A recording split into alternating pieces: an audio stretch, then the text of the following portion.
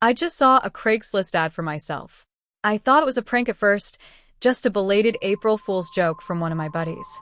I never thought for a second that it could have spiraled into the horrifying mess I found myself in. The thick stone ceiling above me has made calling the cops impossible, but I think I have just enough signal to get this out to the internet. My node in a bottle, if you will. There are no clocks here, but as far as I can tell, this all started a few hours ago. I sat hunched over my computer desk, squinting at the harsh blue light of my monitor. I was going through my nightly ritual of scanning through Craigslist for any good deals. I was moments away from powering the computer down and giving my tired brain a break when I saw it. The image was so surreal, it took me a moment to figure out what I was looking at. There, nestled between a vintage typewriter and a dusty old sofa, was a picture of me. The title was my full name, and the price was listed at $1,500. I mentally went through all of my friends and family, trying to figure out who would do something like this, but came up empty-handed. I saw there were more pictures, and went to scroll through them, but hesitated. I was afraid that I'd be met with fuzzy Polaroids of me taken from behind bushes and through windows. However, as I scrolled through the images, I realized I recognized each one. I'd taken them. They were all from my Facebook feed. A selfie I'd taken with some friends at a bar. A picture of me at the beach with my girlfriend. I felt my heart rate begin to quicken. My Facebook was set to private, and I never friend anyone I didn't know. How had these pictures gotten onto the internet? I clicked the listing and began anxiously reading the description. Product is a 26-year-old Caucasian male. It is 237 pounds and 5 feet 8 inches. It consumes approximately 2,200 calories per day. I raised an eyebrow at that last line. What would anyone want with that information? It went on to describe everything I'd eaten for the past 2 weeks in meticulous detail. Everything from the McGriddle I'd had on my way to work to the Snickers I'd munched on today after dinner. They even knew about my ADD medication. I nervously glanced around my house, suddenly feeling naked and vulnerable. Where were they getting this information? How long had they been keeping tabs on me? Just when I thought it couldn't get any worse, I saw a short message at the end of the post that made my skin crawl. Product is unathletic and should be easily collected by 2 to 3 people. Bringing weapons are suggested but not needed. Collected? Any hope of this being a joke was beginning to evaporate. How many people had seen the listing by now? What kinds of people go searching for a listing like this at all? Then I had a thought that made me bring a hand to my mouth. Did this page have my address listed? It seemed terrifyingly possible. The listing had seemingly every other detail about me. Why not that? My eyes scanned the webpage until I found a message that explained everything. Address for $1,500. Email me if interested. It made a sick sort of sense. They'd found a way to monetize their stalking. Why let such great talent go to waste, right? I wondered how many other people he'd done this to. How many home invasions and robberies and abductions he'd helped facilitate just for a few $1,000. I immediately flagged the post, hoping to have it taken down. However, I quickly realized it would take hours, maybe even days for the moderators at Craigslist to get to it. I didn't have that time to spare. My fingers flew across the keyboard, searching Google for some way to get a hold of the people at Craigslist, but in the end, all I could find was a generic contact form. Getting desperate, I opened my email to try one last gambit. I plugged in the seller's address, a random string of numbers and letters, and typed out a desperate plea to take down the listing, offering 5 times the original price. Waiting for a response was torture. I passed the time by running around my house, locking all of the doors and windows. I also turned out all of the lights to make it look like no one was home. I knew realistically, the odds of some psycho seeing the post was slim. But the internet was a big place, and I didn't want to take any chances. I was so on edge that by the time I heard the ding of the email notification, my heart practically jumped out of my chest. I regret to inform you that the information has already been purchased. I buried my head in my hands. I had been too late. How long ago had it been bought? 10 minutes ago? An hour? A day? My line of thought was broken when the crackle of wheels on gravel brought my attention to the window. I pulled the curtains aside and peered out into the night, careful to reveal as little of myself as possible. A black SUV was pulling into my driveway, its occupants hidden behind a dark window. I told myself everything was fine, that they were just doing a 3-point turn and would be gone any minute. However, instead of driving away, the doors popped open in unison. 2 figures emerged from the car, dressed head to toe in black.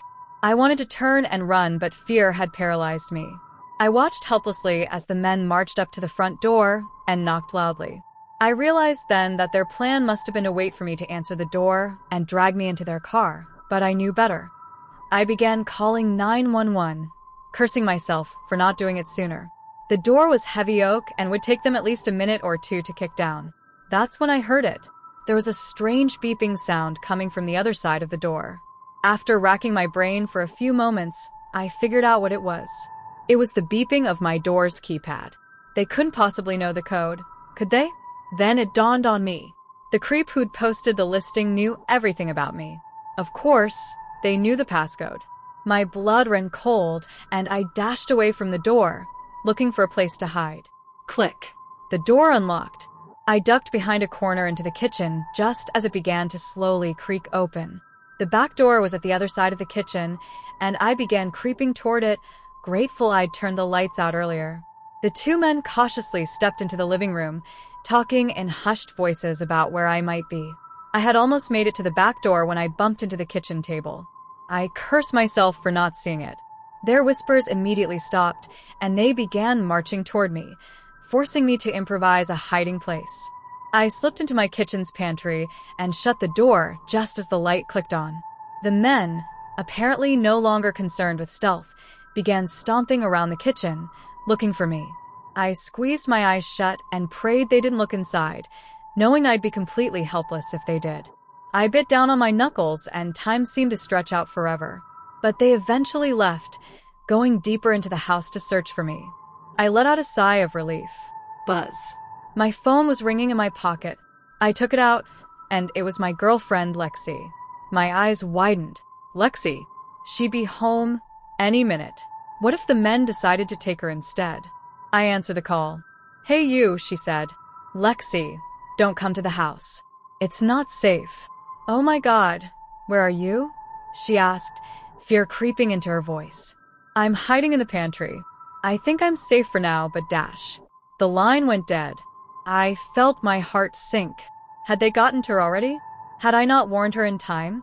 Then I heard something strange, vibrating noise in the room over. One of the men's phone was ringing. He answered it and listened a moment. His voice was raspy and muffled. He's where? Another pause. Then footsteps, thundering straight toward me. My mind raced momentarily, and then it hit me. The one who had posted the listing hadn't been stalking me. They had been living with me. Lexi was the one who'd posted it, and she'd just told them exactly where I was. I burst out of the pantry and made a break for the door, just as the 2 men rounded the corner behind me. I wanted to look back, but fought the urge.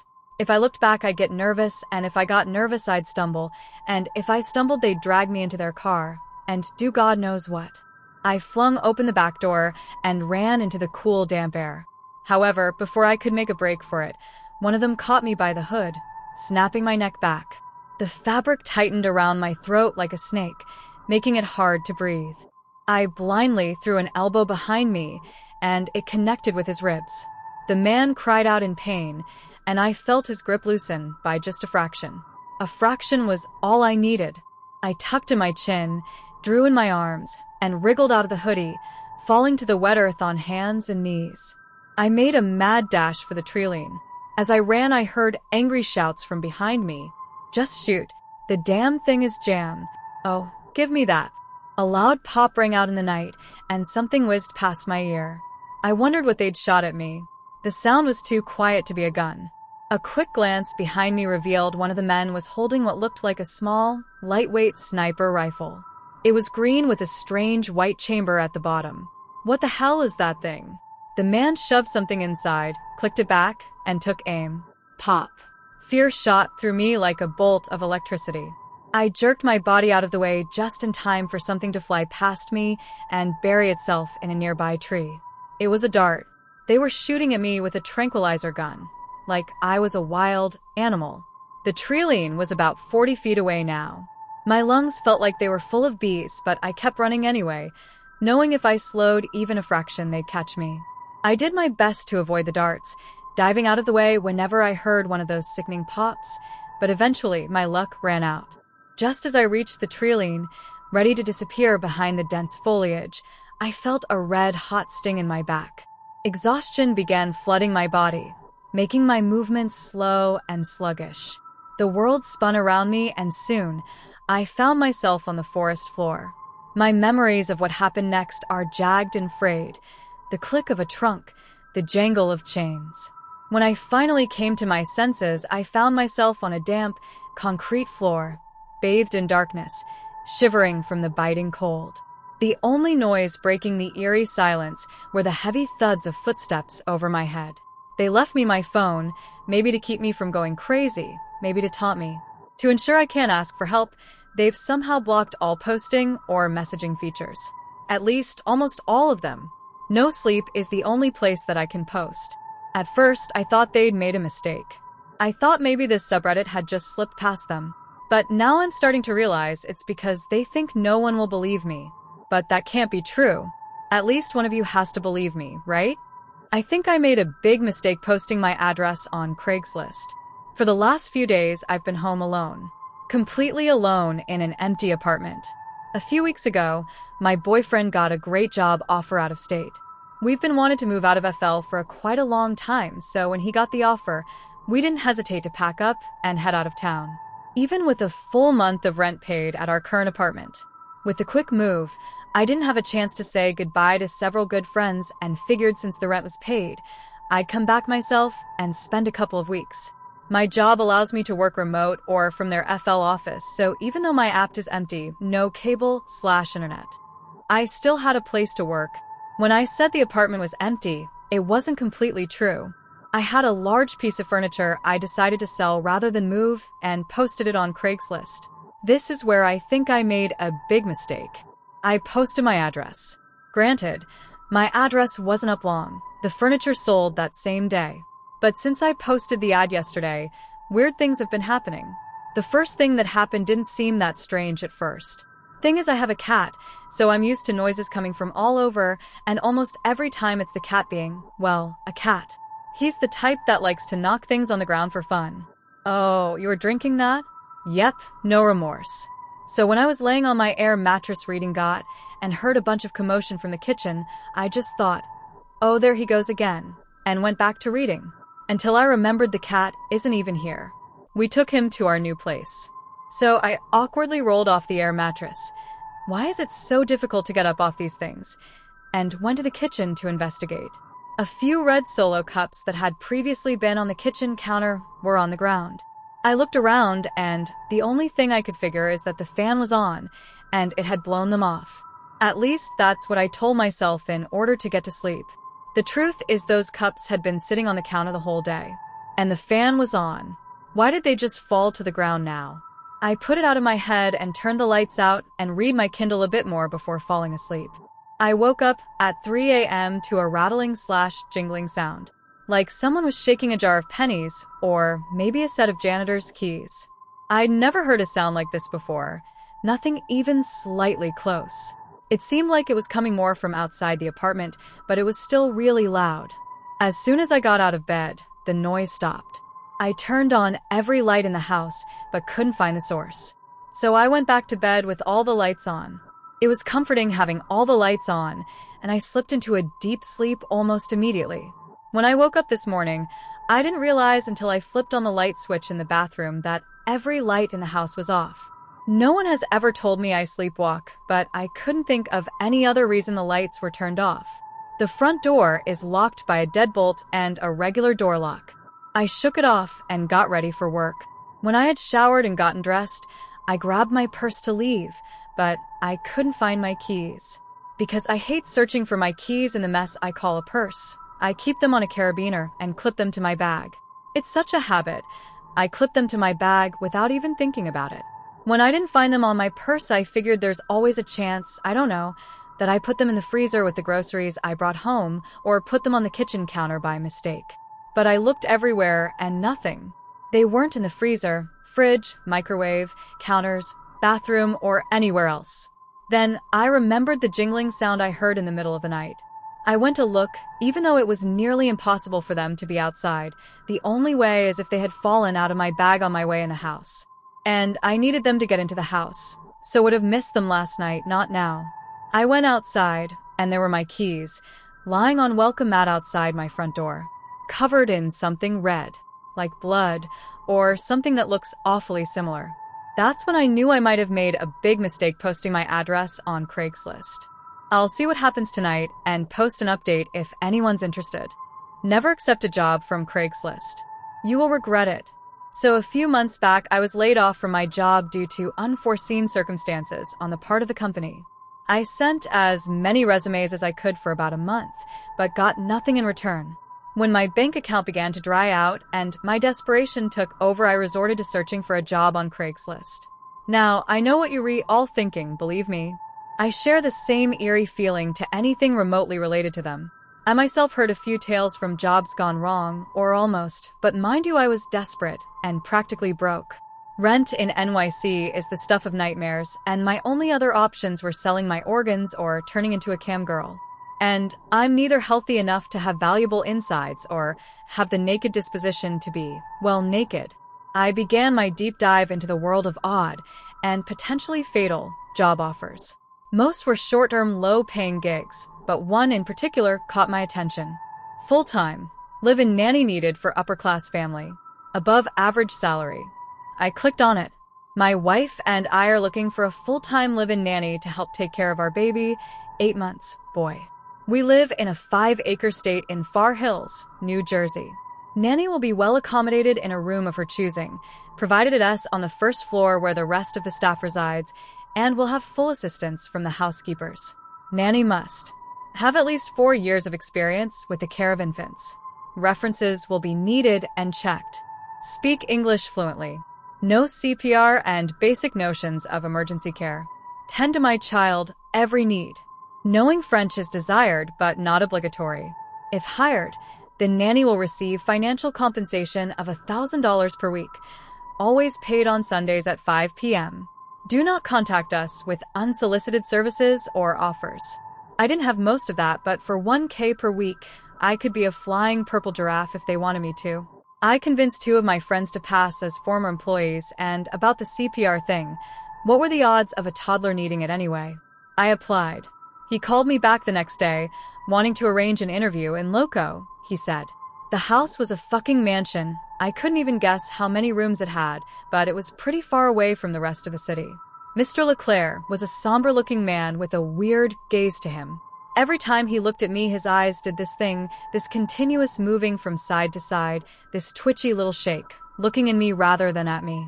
Honestly, it freaked me out, but luckily, he traveled most of the time. Mrs. Leclerc, on the other hand, was a stay-at-home mom. She was much younger than him, too, even though her sickly appearance probably added some years to her face. She spent most of her days locked inside her room in the dark, without talking to anyone. She was probably suffering from PPD, but wasn't being properly treated for it. One thing I forgot to mention, I wasn't actually allowed to care for the child. No, physically at least. His nursery was always locked, and on his father's absence, Anna was the only one with the key. It was her duty to care for the child, he said, but since she wasn't in her best health, I was to assist her with that. So my job was to glue myself to the baby monitor, and at any sign of distress from the baby, I was to alert Mr. Leclerc, and she would tend to him. Anna was also unable to produce milk, so one of my duties was to prepare his formula so she could then feed it to him. Another weird thing. The house was filled with portraits and paintings of Mr. Leclerc on many different occasions, but none from Anna. The staff didn't say anything when I mentioned it, and she wasn't a great conversationalist even on her best days, so I dropped it. Maybe she was shy, maybe she had body dysmorphia, maybe she had a devil's soul inside her body, and the photos would reveal her real identity. I didn't know and didn't care. Aside from having constant nightmares and waking up every morning feeling sore and a little foggy-minded, I had no complaints. The money was that good. Lucien was a quiet baby for the most part, except he would always have this exaggerated crying fits in the middle of the night and would only stop after Anna went there to comfort him. Always behind closed doors, of course. The weeks passed, and she looked sicker by the minute. I called the family doctor to check on her, but he simply said she needed to rest and prescribed some sleeping pills and a couple of vitamins. The woman looked like the fucking Walking Dead, not like someone who simply lost a few nights of sleep. My gut was telling me that something was wrong. If it was with her or the baby, I didn't know, but I was going to find out. Later that night, I gave Anna double the dose of the sleeping pills, prayed she wouldn't die from it, and got the key from her bedroom when it finally worked. The room was lit by a small reddish lamp that circled the light on the walls.